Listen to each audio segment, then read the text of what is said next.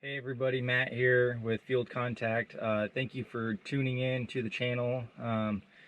This video is going to be a little bit different because the plans kind of changed. I came out to the desert with the intentions of doing some shooting. However, in Arizona, due to the lack of rain and the temperatures warming up rather quickly, there's a fire ban in place where I normally shoot in the desert, and because of that fire ban, we're not allowed to shoot.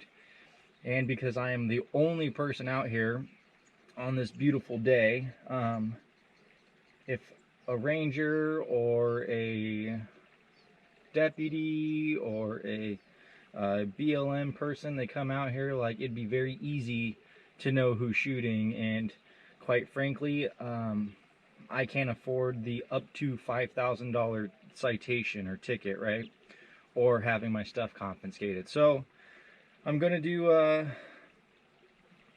some red dot, we'll call it red dot maintenance, okay, as well as like some tips and tricks on a red dot application, because many people, right, are going to red dots on their pistols because a lot of firearms now are coming with the slides already cut, ready to accept red dots, RMRs, things like that, right? And there's so many out there. There's a bunch of good reputable brands, and each optic or dot is going to have their various pros and cons. So you're going to have to determine what is going to be best or ideal for you in your application, okay? So before, I was shooting traditionally my Glock 21 with just traditional iron sights, okay? Now granted, my sights are the True Glow TFX because I liked the bright tritium and the orange ring for my target acquisition, but there are some drawbacks, right, to having irons versus an optic.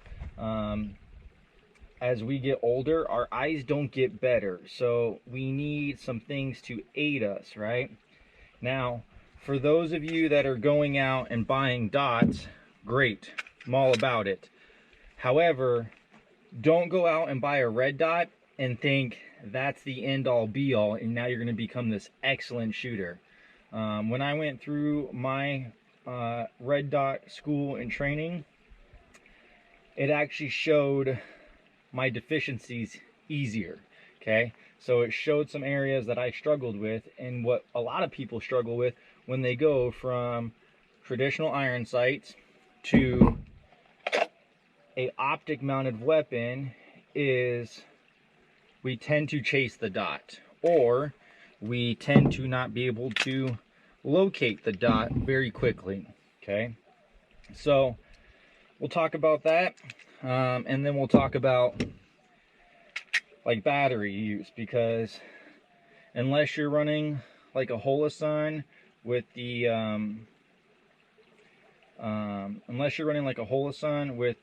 the solar top, right, or you have a Trigicon with like the tritium top where that is what illuminates the dot, you're at the mercy of the battery and the battery life. Now, optics don't put out a whole lot of power, right? So you're not draining that battery down, and typically in a work setting, I typically would go a year before swapping out batteries.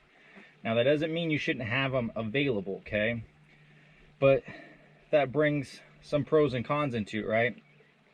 For example, this Swamp Fox Justice 1x27, which I've talked about in other videos, it sits on a Trigicon RMR footprint, but it has the window of a Delta Point Pro, okay? And I like that. What I also like about it is, okay, weapon safe, so don't freak out on me, is the top mounted battery tray, okay? I like being able to change my battery without having to remove my optic. Now, when you have to, if you have a Trigicon and you with the battery mounted on the bottom, you're going to have to take the whole entire optic off your slide just to get to the battery that's on the bottom. Then you have to remove that battery, replace it, right? Then reset the optic back on your slide. You know, maybe some Loctite. Another trick is black nail polish. And then, right, torque down your optic.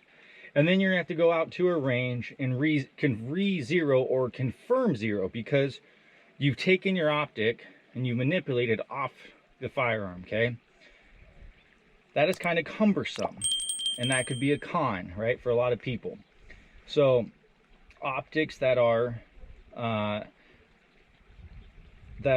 top mounted batteries, such as the Swamp Fox or the Leupold Delta Point Pros, those are some pros, right? You don't have to remove your optic. Or even like some, I think Holosun has some side mounted battery trays where you can pull it out from the side. That is a benefit because you don't have to remove your whole entire optic. Now, those are just some things that I have come to notice, okay? So the typical civilian that has their Glock 17, has their SIG P365 or an FNCZ, hell, even a High Point, right? Whatever you carry that has been milled to accept an optic, you're probably good for minimum a year, okay? Now, I would tell you, like, check your equipment, right? Because this is your line of defense between you and a threat, or your line of defense for your family, right? And I advocate about that all the time. So check your equipment. Me, typically, when I am not carrying my optic mounted gun, I will turn the optic off, okay? If it's stored back in the safe, optic off. During my work week, when I would come off shift, optic off, stored in my locker, or wherever the case may be, right?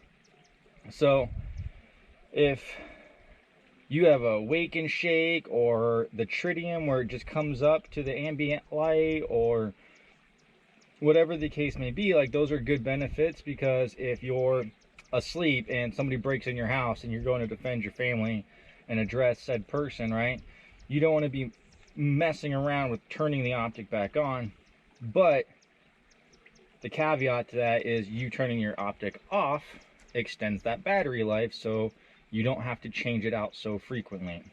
I would encourage that if you have an optic that requires a battery, have a spare battery, okay? And that's whether it's top mounted, side loaded, or even underneath, have a spare battery, because if you're out in the field or you're training and that battery goes dead, right, you should be able to swap it. Let's say you're out in the field and you lose your spare battery and your battery goes dead because the stars just aligned for you, okay? Have traditional backup iron sights, okay? Now, those of you just throw in optics on your milled cut slide without doing anything else, I'm telling you, you're wrong, okay? And I'm not telling you that because I'm an expert, because I'm not. I'm not telling you that because I am a instructor or a trainer, because I am not. I'm telling you that because if you are not swapping out your sights when you equip a red dot, you are wrong, okay? Because the red dots sit higher, okay, as you can see, than what your traditional iron sights may sit, okay? Like, this is a comparison. I'll try to put them together as best I can. Like, as you can see, those irons sit flush with pretty much the top of the optic, okay? So if you're not swapping out to suppressor height sights to account for the extra height of the optic, or those of you running cans, okay, then you're wrong. Because if this fails and you are in a life or death situation, what do you have to fall back to? So have suppressor height sights. Whether you go with Trigicon, whether you go with True Glow, whether you go with Dawson Precision, I don't care, okay? It's your preference based off of what you're comfortable with, as well as your needs for your application. as well as also what you're willing to spend on it, right? Because each of them have different costs associated to it. But have them, because if my optic fails and I'm in a gunfight, right, I could still pick up said threat with my backup tritium iron sights, okay? I am a fan of backup tritium iron sights because I have always worked at night and I like to be able to see my sights should I be addressing a target, okay? So, we've talked about battery, talked about swapping a battery, talked about pros and cons between top mounted, side mounted, and bottom mounted. Stress the importance of suppressor height sights as backup iron sights, okay? So that's kind of the general maintenance, okay? It's a personal preference on what you want to do to clean your lens, okay? Because let's be honest, when we're tucking these into our appendix carry, like, you got skin, you have deodorant, you have clothing, like, things will get caught in this beautiful catch, okay? Some will use like lens cleaning wipes. I'll be honest, like, they say, hey, don't use your t-shirt. I used my t-shirt, but that's me. So it's ultimately what you're comfortable with. If I have like a nice fiber shirt on, not some beat up, you know, garage t-shirt, I'll simply just do a quick wipe out, and that's just me. But again, you can do that with what you feel comfortable with, but have something to keep your lens clean. Same thing like if you were running a rifle, right? So now let's talk about tips and tricks, okay? Because it's different, right? So if you're coming out of the holster with your iron sights, right, you pick up your iron sights, you line them up, and your target is kind of blurry because you're focused on your sights, you got your dots lined up, and then you squeeze that trigger press, boom, okay? Most of us have learned on iron sighted weapons, so it's easy for us to pick up those sights, right? And it's just repetition because we've done it so many times, whether we're coming out of the holster or we're simply at a low ready, right? We're just so used to picking up those sights, and they're right there, okay? Now, shooting with a dot is a little different, okay? Because some of us have some bad tendencies of like casting our pistols out there. And so we lose the dot in the glass, and then we panic when there's a timer or a course of fire that we're doing, okay? So kind of one thing that was stressed is do it slow and do it like an escalator, bringing it nice and slowly up, okay? Now that's good for very basic fundamentals, just to get practices. And you can do this as slow or as fast as you need to present that gun, okay? If you are having trouble finding your dot, that means your gun isn't straight with what you're aiming at. So another trick that I have kind of learned is kind of co-witness a little bit. Now, I'm not saying shoot your attended shots or targets co-witness, okay? But I have found that if I quickly get my irons where they are, I always find my dot. And that's just because it's muscle memory from shooting traditional iron sighted weapons, right? So if I find my sights, I find my dot, and that works for me. It might not work for you, but it works for me so that I'm not chasing this dot in the glass, okay? And I'll try to show you what I mean here in a little bit, but that is a helpful trick, because the biggest struggle most people have with optic mounted weapons, especially pistols, right, is we chase because we can't find it. So we go into this panic mode because we're looking for it.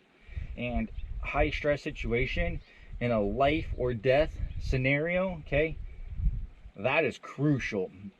So getting your gun up, right, quickly getting your iron sights aligned, and I have always found my dot is always there, okay? and then I can start scanning, moving. I can start putting that dot where I want to, and I can start getting quality hits. Okay, this up for you, so bear with me here. So there's your traditional iron sights, right? You line them up, and then you take your shot, right? Once you get them all lined up. Sorry, it's not as easy, but like that's your traditional, right? And this is what most of us are used to, because this is how we've been shooting, right? So now we incorporate the red dot,